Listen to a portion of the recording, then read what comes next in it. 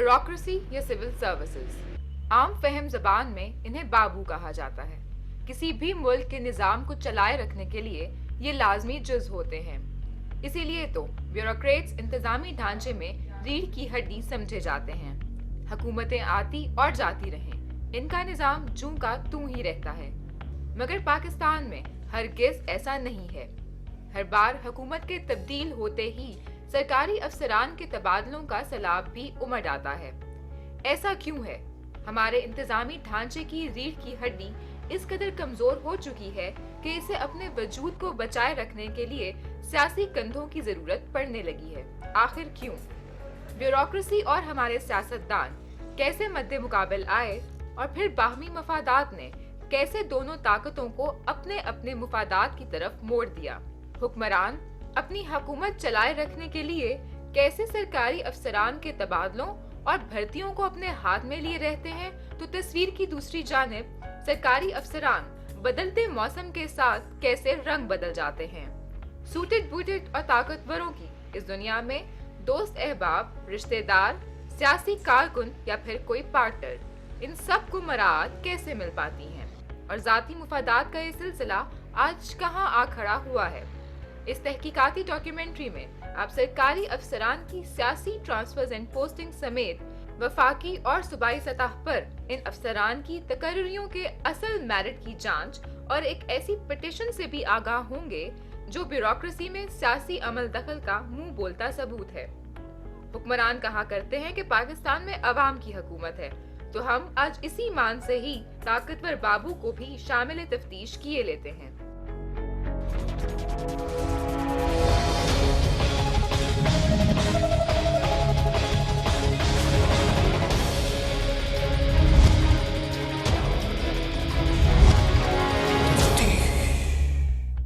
पच्चीस फरवरी 2012 ज़िमनी इंतखाबात में टंडो आदिम की वहीदा शाह के एक खातून सरकारी अफसर के मुंह पर थप्पड़ दे मारने और फिर सरगोधा के एक स्कूल टीचर नफीस खान लोधी पर पीपल्स पार्टी के कारकुनान की जानिब से मुबैना तशद्दुद के वाक़यात से कौन आगाह नहीं। मगर बहुत कम लोग इस वाक़े के बाद एक खातून सिविल सर्वेंट अनीता तुर्राब की जानिब से सुप्रीम कोर्ट में फाइल की गई पिटीशन से भी आगाह होंगे कि जिसमें न सिर्फ इन दोनों वाक़यात पर सू मोटो एक्शन लेने की दरख्वास्त की गई, बल्कि हमारे मुल्क में सरकारी अफसरान के सियासी तबादलों और गैर कानूनी तकर्रियों के खिलाफ भी इक़दामात करने की दरख्वास्त की गई है।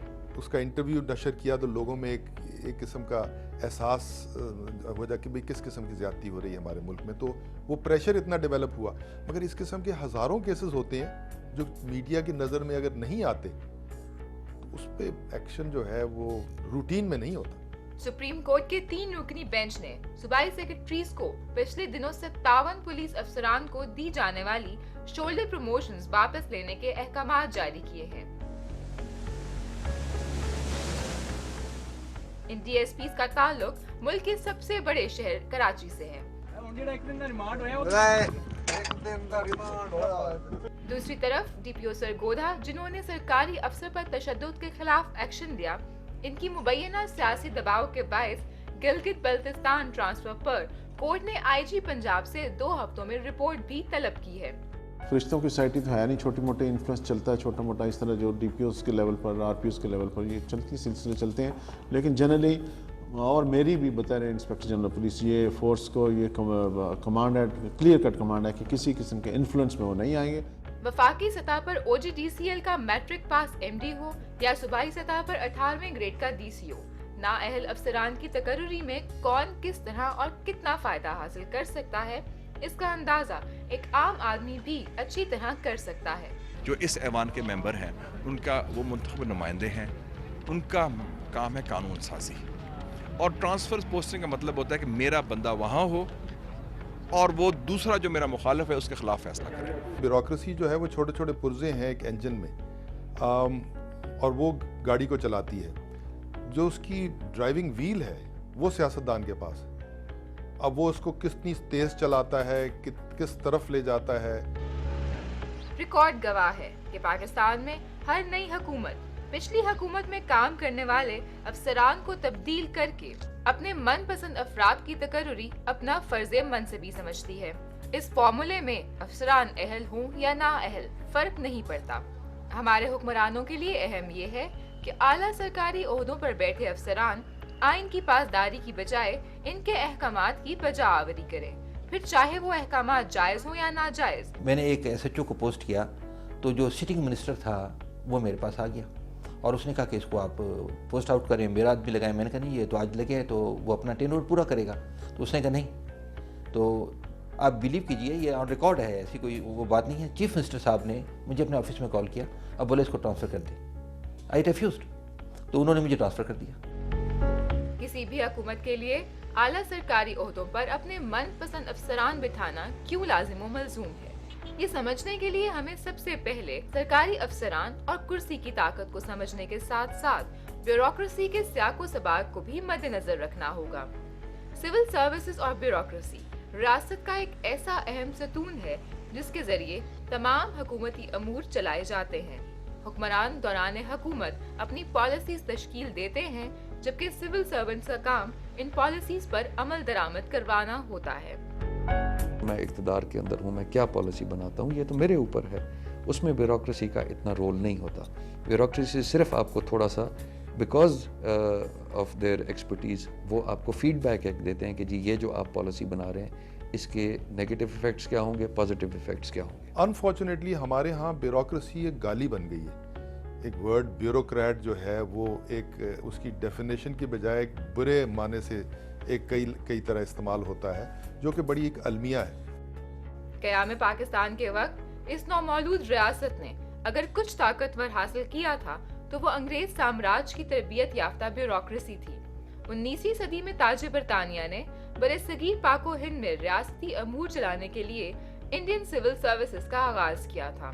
ये सिविल सर्वेंट्स अंग्रेज साम्राज्य और अवाम के बीच एक कड़ी थे। सिलेक्शन के प्रोसेस के अंदर एक बहुत बड़ा कंपेटिटिव एग्जामिनेशन था जो कि वहाँ पर जाके ही होता था, यूरोप में होता था। और उसमें अव्वल तो पहले वहाँ के लोगों को लाया गया जो कि गोरे थे और प्योरली मेरिट की बुनियाद पे लाया गया। फिर उसके बाद यहाँ के नेटिव्स को भी उन्होंने इम्तिहान देने के लिए अलाउ किया। अगर बादशाह का सॉवरेन इन लंदन और सब्जेक्ट्स इन इंडिया के इंटरेस्ट में क्लैश हो तो ऑब्वियसली उन लोगों की तरबियत थी कि वो सॉवरेन के इंटरेस्ट को संभालते थे। क़याम पाकिस्तान के वक्त इंडियन सिविल सर्विसेज के 135 अफसरान ने पाकिस्तान में सीट्स हासिल की। रियासत नई थी और सियासतदान कमजोर, लिहाजा इसी कमजोरी से फायदा उठाते हुए इस वक्त के ब्यूरोक्रेट्स ने मिलिट्री ब्यूरोक्रेसी के साथ मिलकर मुल्की अमूर चलाने शुरू कर दिए, जबकि सियासतदान इन ब्यूरोक्रेट्स के हाथ महज कठपुतली ही बने रहे। चूँकि खला था, सियासतदानों में अभी उतनी तरबियत नहीं थी हुक्मरानी की, तो इसलिए ये खला पुर किया सिविल सर्वेंट्स ने और उन्होंने अब अपने आप को direct exercise of political authority जो है वो अपने आप को एरोगेट कर ली और हमने गवर्नर जनरल पैदा किए, वज़रा पैदा किए, प्राइम मिनिस्टर पैदा किए। सियासतदानों ने अपने दिफा की खातिर ब्यूरोक्रेट्स को कमजोर करने के लिए मुख्तलिफ हरबों का इस्तेमाल शुरू किया, जिसमें सबसे बड़ा हरबा इन अफसरान की मुद्दत खत्म होने से पहले ही ओहदों से बरतरफी और ट्रांसफर समेत अफसरान के OSD कर दिए जाने का अमल शामिल है। ठीक है, ब्यूरोक्रेसी में करप्शन है, ब्यूरोक्रेसी में बुरे लोग हैं, मगर इसका ये मतलब नहीं कि आप सारी की सारे इदारे को आपने बदनाम कर लिया और उस बदनामी को लेके आपने किसी को सस्पेंड कर दिया, किसी की खबरें लगवा दी, किसी को जलील कर दिया। 71 में जब जुल्फ़िकार अली भुट्टो साहब की गवर्नमेंट आई है तो जुल्फ़िकार अली भुट्टो साहब की गवर्नमेंट को सबसे बड़ा थ्रेट जो था वो नहीं ब्यूरोक्रेसी से था, क्योंकि वो अपने तौर पे अपना एक एजेंडा नाफिज करना चाहते थे और वो चाहते थे कि मैं इनको गुलाम बना के अपने ताबे करूँ। जबकि जनरल ज़ियाउल हक ने सिविल सर्वेंट्स के खिलाफ दीगर इक़दामात समेत आर्मी अफसरान की सिविल सर्विस में शमूलियत की राहें हमवार की। साथ ही उन्होंने भुट्टो दौर में फारिग किए गए बहुत से अफसरान को मराआत के साथ बहाल करके बाहमी मुफाद पर मुश्तमिल नई ब्यूरोक्रेसी को जन्म भी दिया। आर्मी के दौरान जो है ब्यूरोक्रेसी जो है थोड़ी स्ट्रॉन्ग हो जाती है, उन्होंने पावर रीगेन कर ली। बल्कि बलूचिस्तान में तो ये था कि रहीमुद्दीन ने अपना कोई वज़ीर रखा ही नहीं होता, तमाम सेक्रेटरीज जो थे वही महकमों का काम करते थे और वहाँ बहुत अच्छा काम वहाँ चला एज़ कम्पेयर टू किसी और प्रोविंस। ضیاء الحق کے بعد بے نظیر اور نواز شریف کے ادوار میں بیشتر سول سرونٹس اپنے عہدوں کی بجائے اپنی سیاسی وفاداریوں سے پہچانے جانے لگے. ایک کے بعد ایک حکومت نے جہاں اپنے پسندیدہ افسران اعلیٰ عہدوں پر لگائے، وہیں ان افسران نے حکمرانوں کے ہر حکم کو پائے تکمیل تک پہنچانے کے عوض ان سے بے انتہا مراعات حاصل کی، اور مراعات کا یہ سلسلہ موجودہ حکومتوں میں بھی اسی زور و شور کے ساتھ جاری ہے. میں بہترین نام تو بیوی کہتا ہوں، لیکن بنیادی طور پہ داشتہ کی کیفیت ہوتی ہے کہ جس کا معاملہ جو ہے ہمیشہ ڈاما ڈول رہتا ہے کہ آج اگر جو ہے ہمارا محبوب جو ہے وہ ناراض ہو گیا تو کل ہم سڑک پہ آ جائیں گے تو ہمیں کوئی پوچھے گا نہیں. سابق صدر پرویز مشرف کے دور حکومت میں ضلعی نظام نافذ کر کے مجسٹریٹ سسٹم کو مکمل طور پر ختم کر دیا گیا اور ہر علاقے میں ناظمین بٹھا دیے گئے. عوام کے الیکٹڈ ممبرز ہونے کی بنیاد پر اصولاً تو ان ناظمین کو عوام کو سہولیات فراہم کرنی چاہیے تھیں، مگر انہوں نے اس کے برعکس سسٹم کو کنٹرول کرنے کی اہمیت پر زیادہ زور دیا، کیونکہ بہرحال پالیسی میکنگ کی بجائے پالیسیز امپلیمنٹیشن میں پیسہ بھی زیادہ ہوتا ہے اور کمیشن بھی بڑی.